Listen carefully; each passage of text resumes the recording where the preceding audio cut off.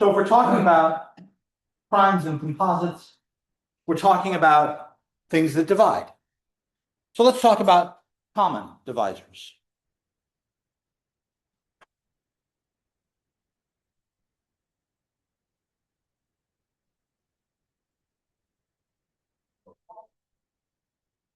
So let's suppose I have two non-zero integers.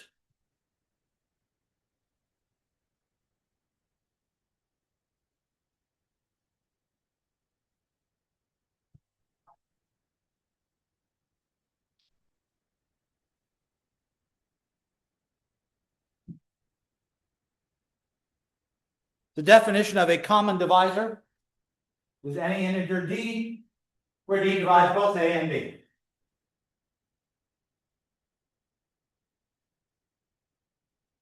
Most of the time, I'm not concerned with an arbitrary common divisor. I want the greatest such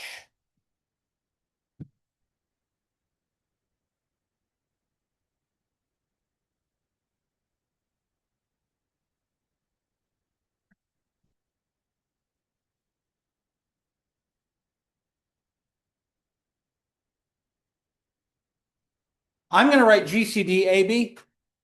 Some texts just write the ordered pair AB. But I think that would get confusing because we've been using ordered pairs for other things. So I'm always going to write GCD of.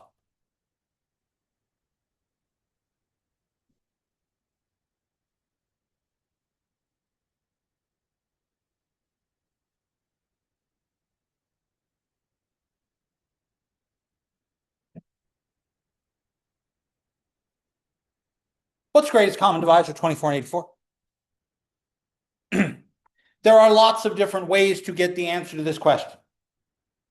The easiest is to make a list of all the divisors of 24 and all the divisors of 84, right? So what divides 24?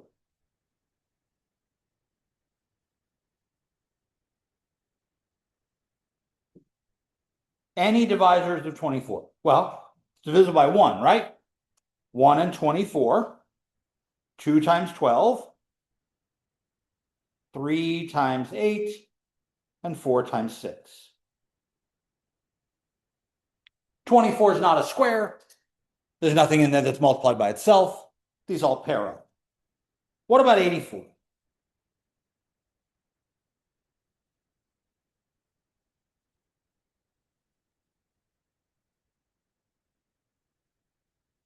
Same process, right?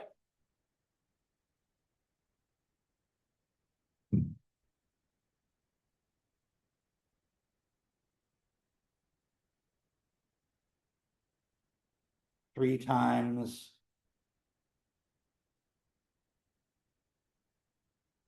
30 would be 90, so 3 times 28. 4 times 21. 5, no. 6, yes. Because 2 and 3 are there, so 6, yes. 6 times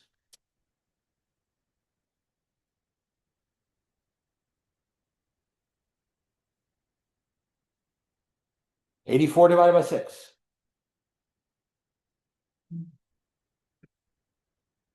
60 would be 10. That would leave 24, so 14. 14 is in there, 7 is in there, and it's 7 times 12. It's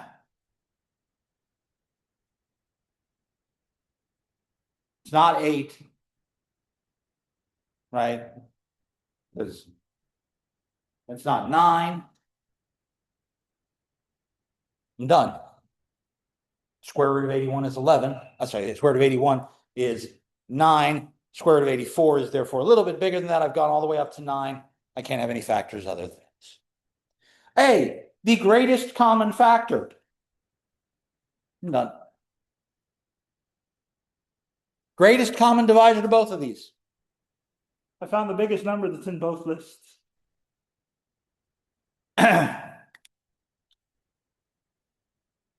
Problem. This is tedious.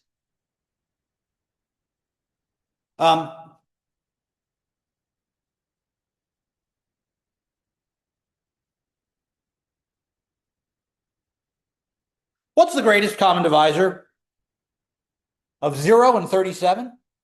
I said up the top that not both numbers 0. What if one of them is 0? Unfortunately, no. Unfortunately, no. It's 37. Because 37 divides into 0. 37 is 0 times 37 with 0 left over.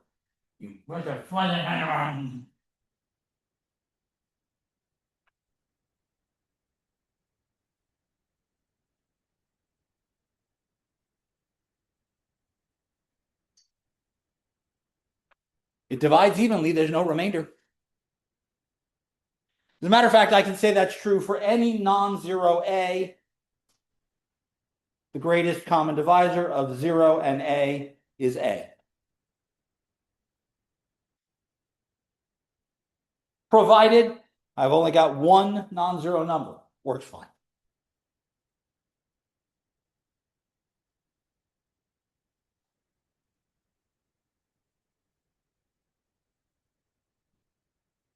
Colin, why 1? Why'd you pick 1?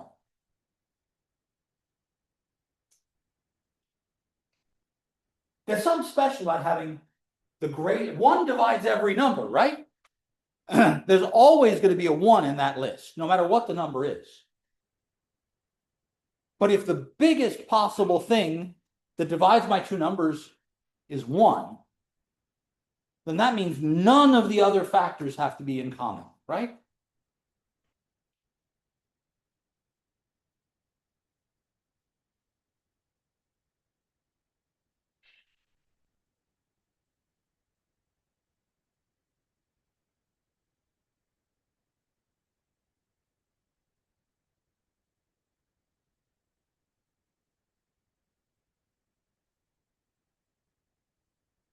So I'm going to call numbers whose greatest common divisor is 1, numbers that are relatively prime. Why would I use that phrase?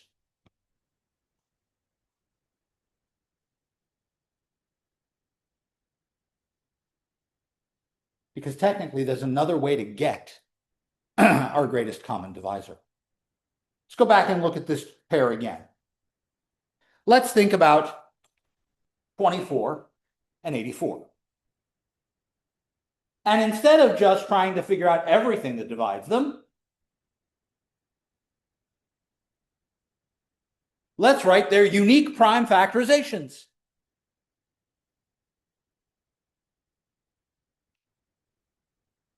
You can write the prime factors of 24. What are the prime factors of 24? Well, I've got the list of all the divisors up there, so I should be able to pick out which ones are primes, right? 3 is a prime. 2 is a prime. If I divide 24 by 3, I get 8. That's all 2's, isn't it? So this is 2 to the third times 3 to the first.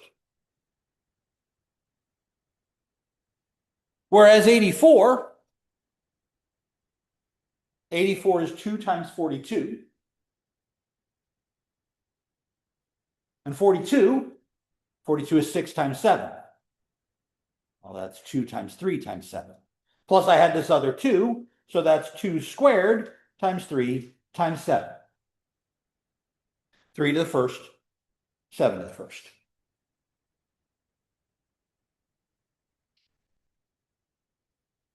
They've got a 2 in common. They've got a 3 in common. They don't have a 7 in common. So if I think about common divisors, I can say, hey, look, these are in common, these are in common. And what's more, there are at least 2 2's in both of them, right?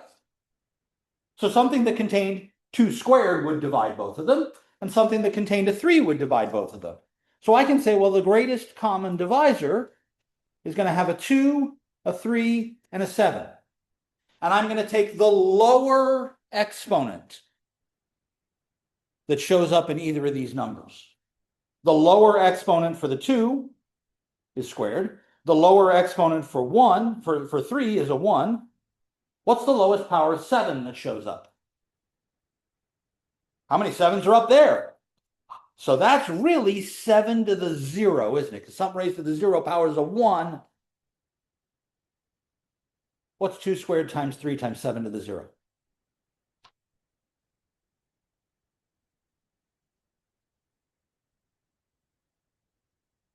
That's my greatest common divisor, isn't it? Son of. So by breaking my numbers into primes, I can find their greatest common divisor. What if my numbers have a greatest common divisor of 1?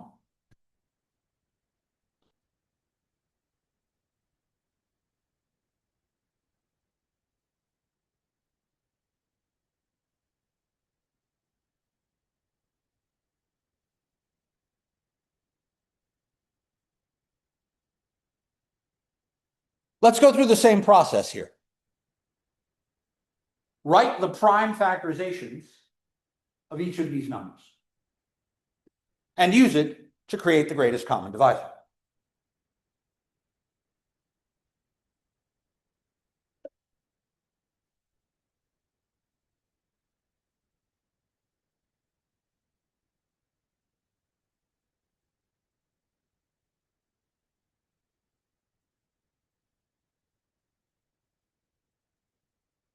Now, I'm going through and making the prime factorizations the way we did last week. I'm dividing by as small of a prime as I can get, and then taking what's left and dividing that by a prime. Some people make factor trees. You're welcome to do that. So if I say, oh, I'm going to do 28, well, 28 is 4 times 7, and 4 is 2 times 2, so that's 2 squared times 7. You're welcome to do that way. You can figure out the prime factorization any way you want. And 15 is 3 times 5. Here's why I use the phrase relatively prime. None of the primes in the first number appear in the second number, and none of the primes in the second number appear in the first number. They're not divisible by anything in common with each other, any prime numbers at all. The only number that divides them both is 1. 2 to the 0, 3 to the 0, 5 to the 0, 7 to the 0.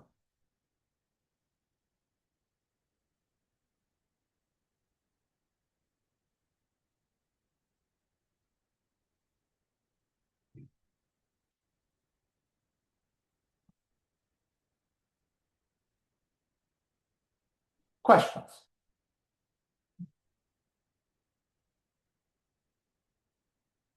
If I have a list of more than 2 numbers, I can say they are pairwise relatively prime, meaning that every pair of them is relatively prime to each other.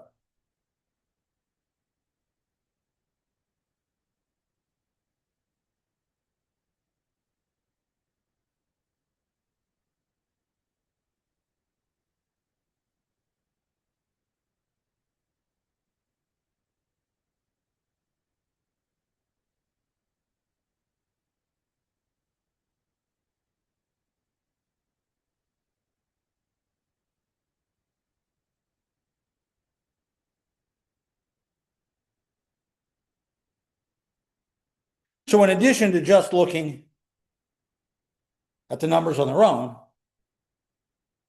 a pair of numbers, I can look at more. We will often look at sets of 3 or 4 or 5 numbers and want to know if all of them are pairwise relatively prime, so that we can do other things.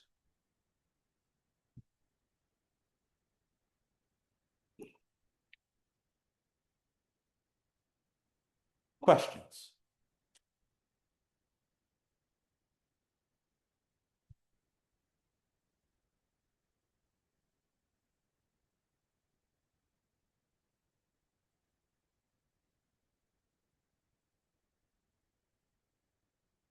I took the smaller power up there. What if I take the larger power? Go back through this routine and take the higher power of each number.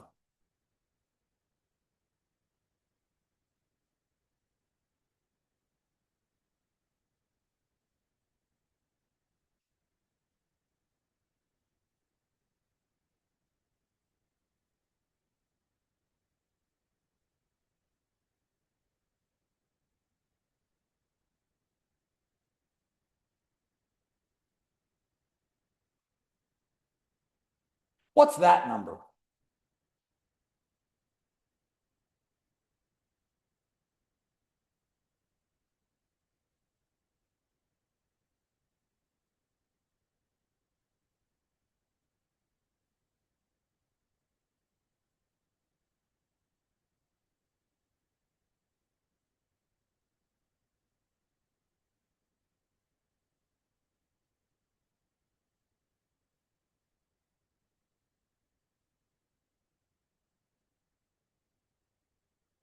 $168.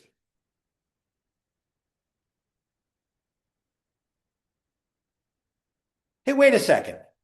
168.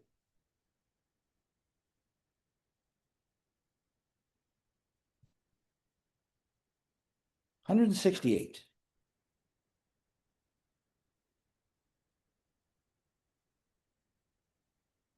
is twice 184. Twice 84. It's also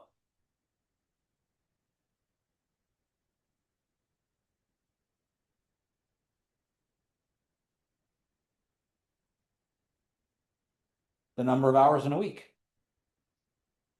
7 times. It's a multiple of both of them.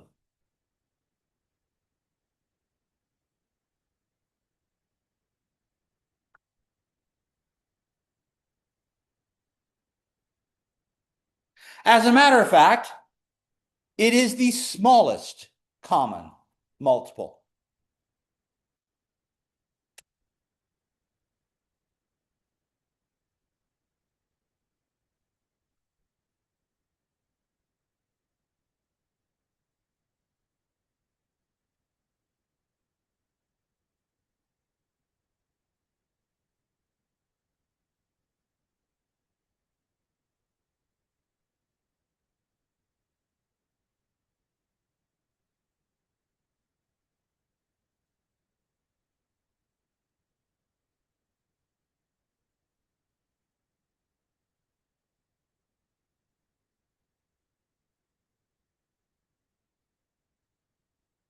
The least common multiple of A and B.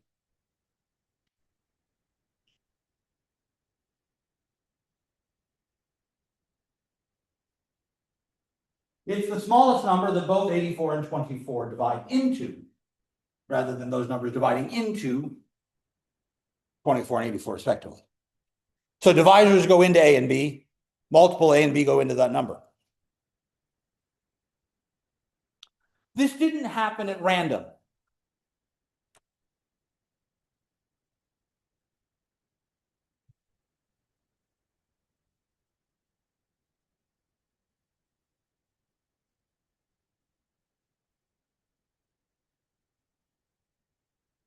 It turns out, and it is fairly easy to prove,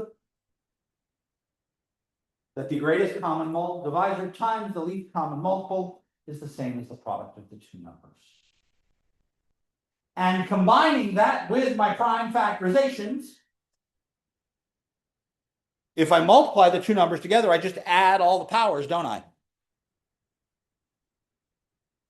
If I added the powers and then I take the smallest out, doesn't that give me the largest? If I add the two numbers and I take the smallest out, doesn't that give me, take out the largest, doesn't that give me the smallest?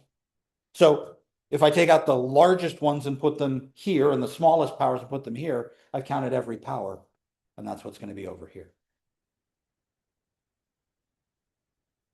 It's literally a two-line proof.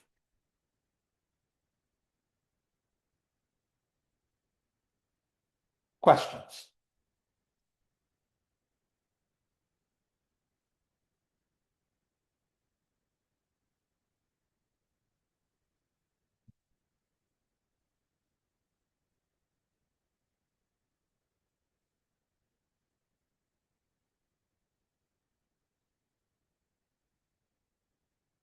There's a slight problem here. It's not a huge problem, but it's not a lark here. If I want the greatest common divisor of 2,547 and 333, I have to factor both of those numbers. And factoring primes is hard. I know 333 is not prime. Is 2,547 prime?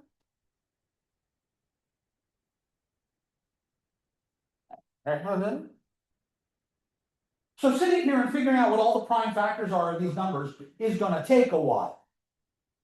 I don't want to do that. So in spite of the fact that this method isn't hard, it's difficult without knowing all the primes.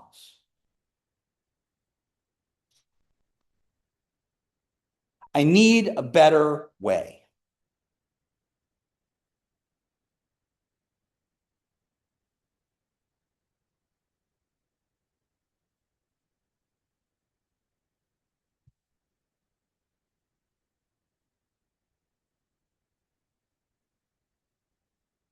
Now, I am dealing with this for numbers that are 4 digits long. This same process applies no matter how long the digits are.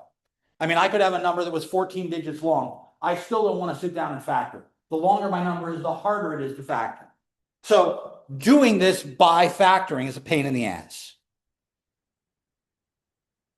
So I'm going to cheat. Let's divide.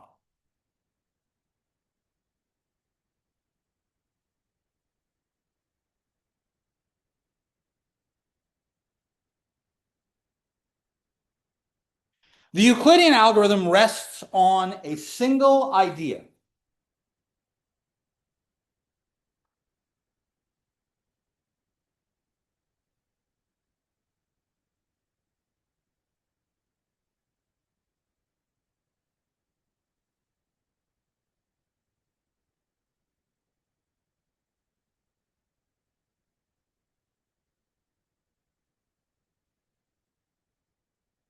Let's suppose I take the bigger number and divide it by the smaller number. For the moment, I'm just going to say that A is the bigger number and B is the smaller number, the way I've written them here. Claim. If I have a number that divides both A and B, it also has to divide R. The greatest common divisor of A and B is going to be the same as the greatest common divisor of B and R. Now, you might be looking at me going, how the fuck do you know that? Well, I can prove this statement.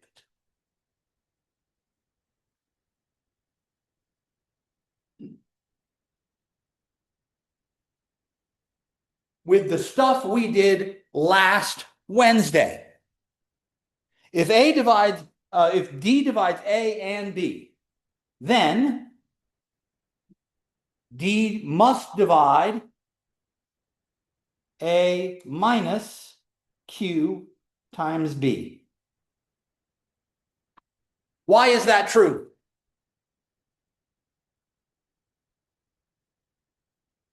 Go back to what we did last Wednesday. What did we do last Wednesday? It tells me this is true.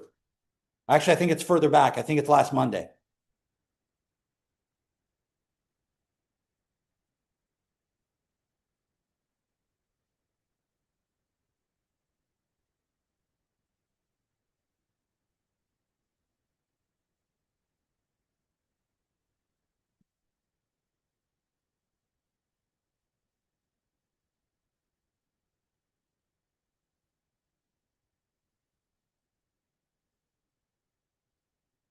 If D divides B, then D has to divide any multiple of B, right? D divides B means D divides QB. If D divides A and D divides QB, then it divides their sum or difference. But this number is R.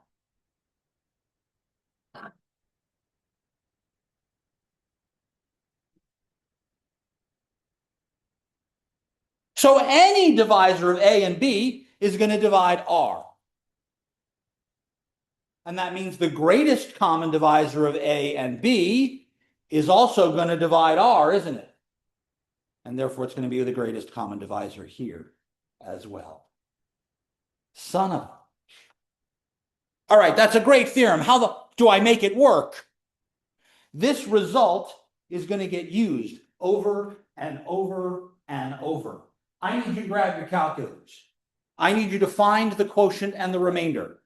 I need you to take 2,547 and write it as something times 333 with something left over.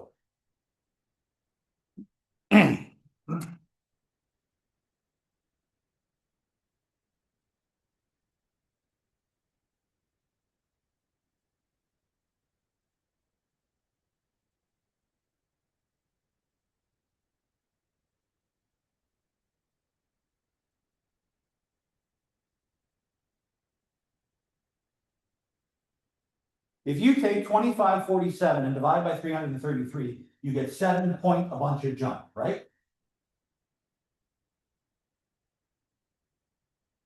Take that number, subtract 7, multiply by 333, 216 is my remainder. That means that the greatest common divisor of these two is also the greatest common divisor of these two. Let's divide again.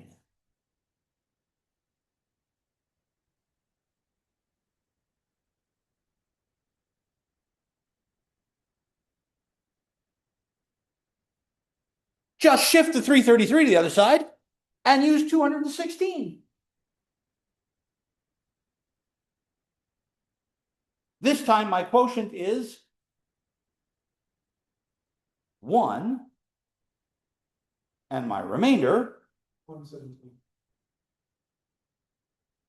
I want you to keep doing this. Iterate this process over and over and over until your remainder is 0.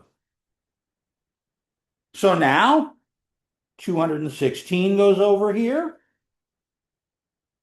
and the 117 goes here.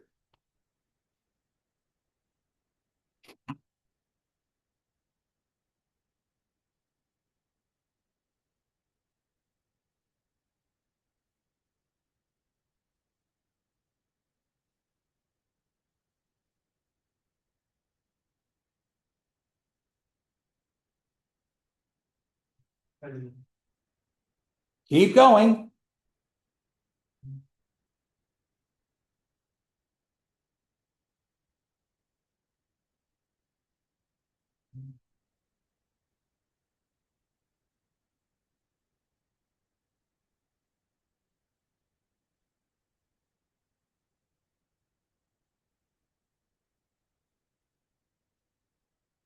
Evan? Say again? I want the quotient and I want the remainder. 1 times 99 plus 18. Perfect. And then 99 is something times 18 plus something. And then 18 is something times 9 with something left over. There's my 0. Now that means that the greatest common divisor all the way up here must be the thing that divided these. Must be the thing that divided these. Must be the thing that divided these. And these. And these. And these. What's the greatest common divisor of 9 and 0? 9. That's my greatest common divisor.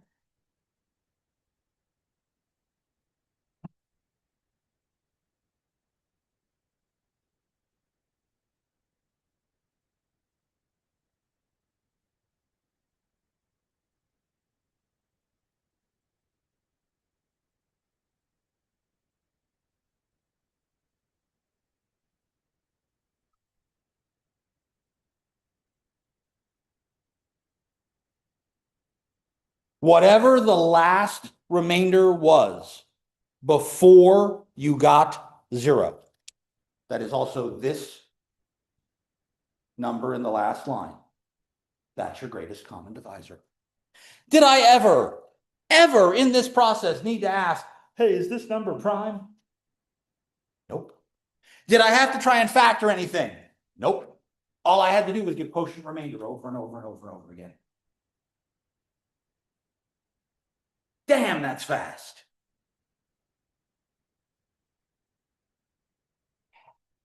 And since I'm dividing, this operation isn't computationally difficult.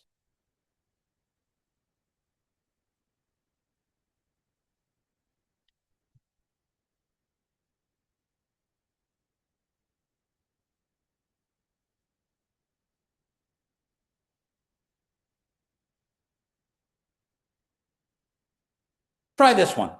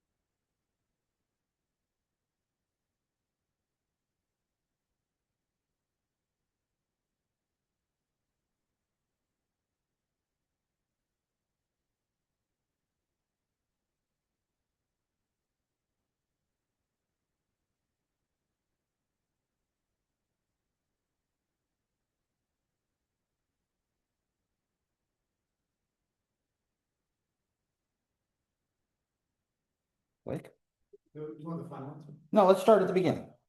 1 and then plus 248. And that means that this is going to be something times 248 plus something. So now I get, 1 and 166. and now it's 248 is something times 166 with something left over. That's a 1 again. 82. 166 is some number of 82s with something left over. That's a 2 this time, isn't it? With 2 left over. And then 82 is some number of 2s. Well, that's 41 2s with nothing left over. There's my greatest common divisor.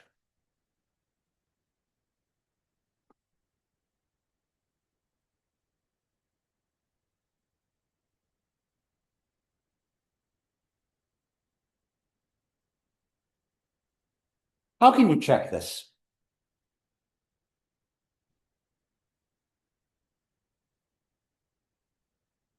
I'm being pedantic here. I mean, I could go through and list all the divisors and be here for a while, but I don't want to do that. Hit the math button. You've got a column for math, column for probability, column from complex stuff, and a column for numbers. Go to NUM. See that little arrow down there next to the 7? That means there's more crap. Keep scrolling down.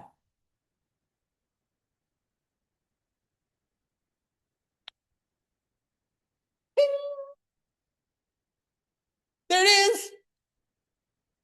If I simply type 414, 662, it does the Euclidean algorithm for me.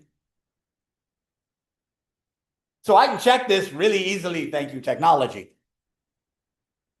So if I can check it, if this algorithm is already coded, why do I want to do it? What's the purpose to doing this by hand? Promise there is one. I'm not just sitting here jerking you around for the hell of it. Although that's fun too. It's a separate issue.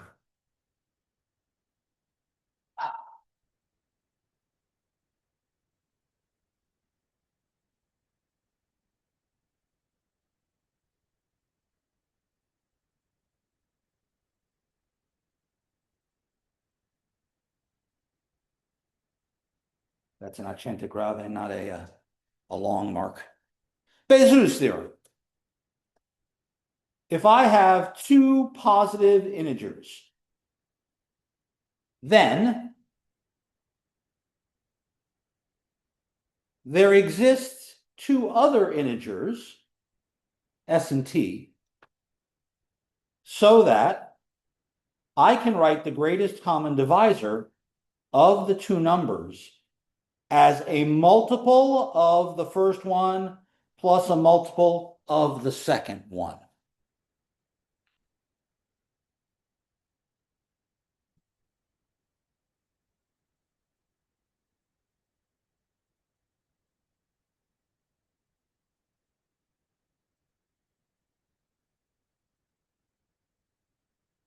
That means that there's a way to write 2 as some number times 414 plus some number times 662. Knowing what those numbers are allows me to solve something encrypted with one of them mod the other. Remember, I talked about encryption as having a key that everybody knew. Your key is going to be one of these numbers. The encoding bit is the other one. I need to know how to undo your encoding. That means I need to know how to undo the multiplication by your number. And that's where I find these two. So how do I get S and T?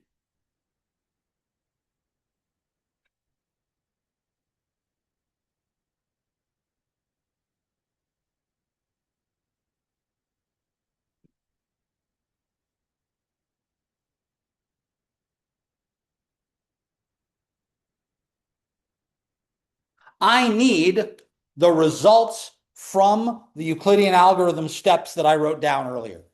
I need all of these equations up here. So I'm going to go back up here. And I'm going to number these equations for the moment, okay? I'm going to start from the one where the remainder is 2. Set of numbers, we'll use letters. This is A, B, C, D. With me so far? Let's take equation A and rewrite it so the 2 is all alone.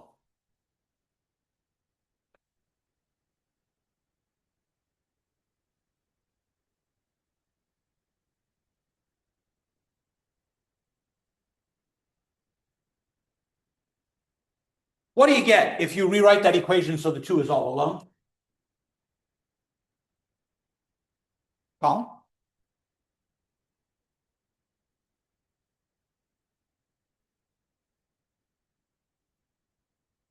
Now I say to myself, hey, look, the thing in parentheses, there's an 82. In equation B, the 82 is the remainder. So over here, off to the side, I want you to rewrite equation B so it's 82 equals.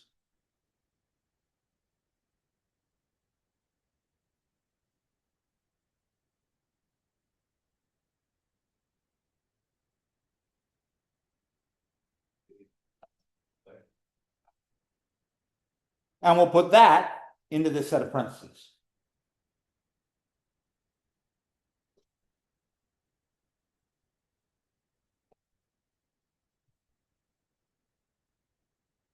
Now, the following step is reshuffling. I'm not actually multiplying anything out except this 2. This is negative 2 times 248 and positive 2 times 166, isn't it? So if I were to say this is something times 166 and something times 248, what numbers go in those outside those parentheses in the blanks?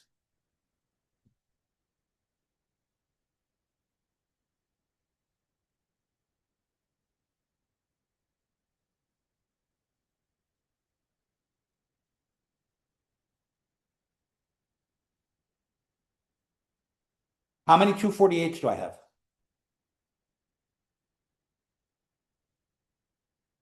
I have negative 2 of them. And here, I have 2 166s and another one. So I have a total of 3 of those. SA plus TB. S and T, right? I just haven't gotten far enough. I need to get all the way back to 414 and 662. But I look at this and I say to myself, hey, look at equation C. Back up here. In equation C, what's the remainder? 166. So take that equation and rewrite it to be 166 equals.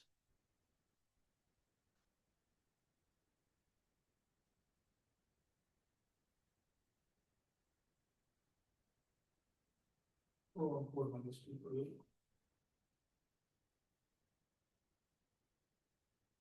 So far, so good. Push this expression in here.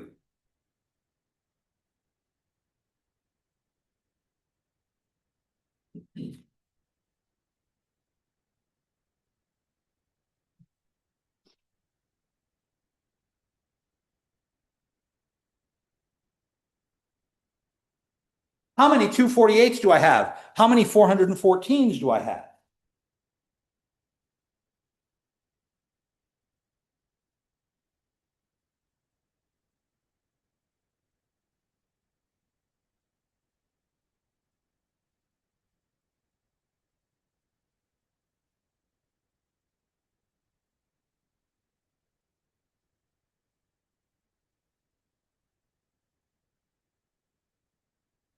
I have the negative 3 from here, but I also have these negative 2s, don't I?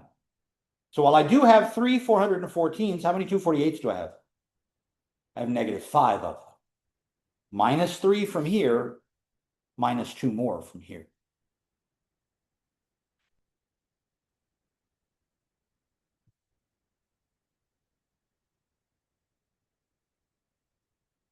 Two 248's the remainder here. Rewrite equation D to get the remainder alone.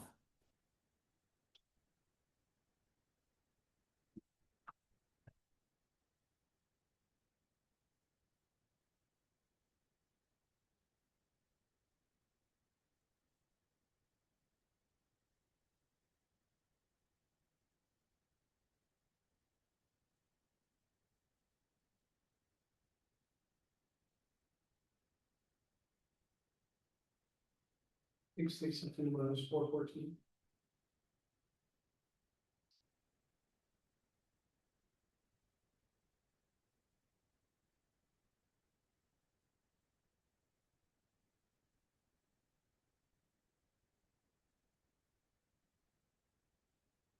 If I rearrange this time, I will have 2 equals number times 414 plus number times 662. Won't I? How many 414s are there? How many 662s are there?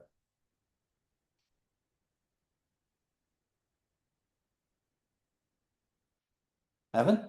8 414. Negative 5.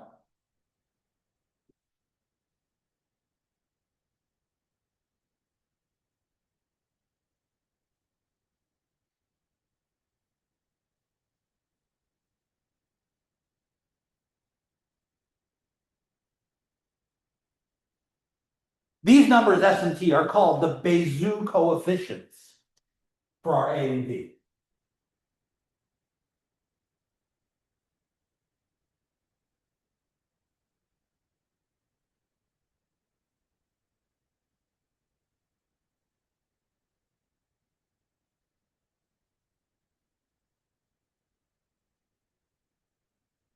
It turns out that from a theory perspective, I can use this to prove some nice things about the fact that there's only one prime factorization of a number.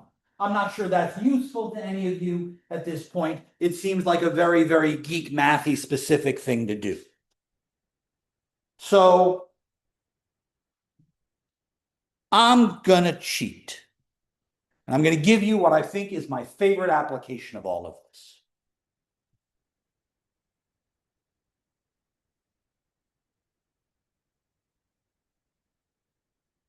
I want to talk about linear congruences.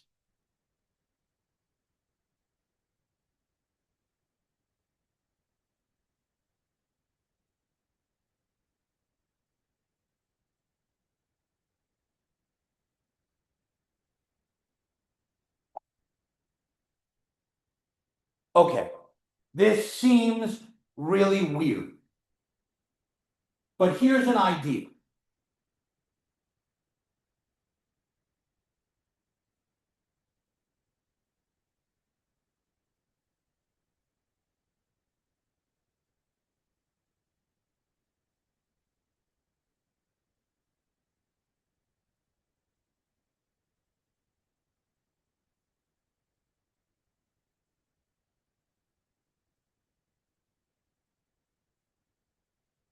If I asked you to solve for x, how would you do that?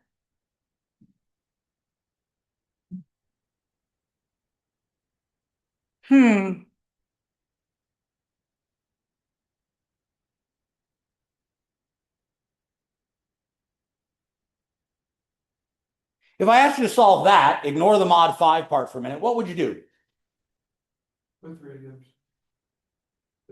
I'd divide by it, right? X is 2/3. But when I work in modular arithmetic, I'm only working in integers. This answer is not allowed. This is a real answer. These must be integer answers. As a matter of fact, this has to be an integer in the universe mod 5. In the universe mod 5, there are only 5 numbers. 0, 1, 2, 3, and 4. Those are the remainders you get when you divide by 5, right? So I know the answer has to be 0, 1, 2, 3, 4. One of those numbers have to work. So I could just do this the stupid way and plug all of them in, right? If I put in 0, I get 0. 3 times 1 is 1. 3 times 2 is 6, but I'm working mod 5, so really it's congruent to 1. 3 times 3 is 9, but I'm working mod 5, so that's 4. And 3 times 4 is 12. Ha! That's the number I wanted.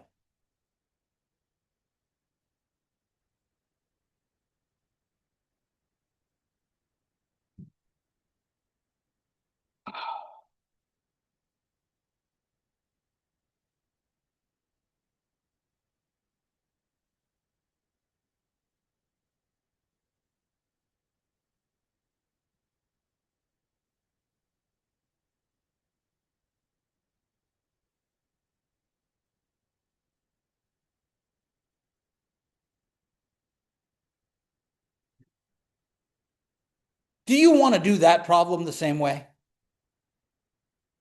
Me neither. So how am I supposed to do this? With my Bézier coefficients. When we get back here on Friday, I'm going to do this problem by finding S and T. That is for Friday. If you want to cheat, start by finding the greatest common divisor of 89 and 232, and we'll go from there. I will see you all on Friday. Have a wonderful rest of your day.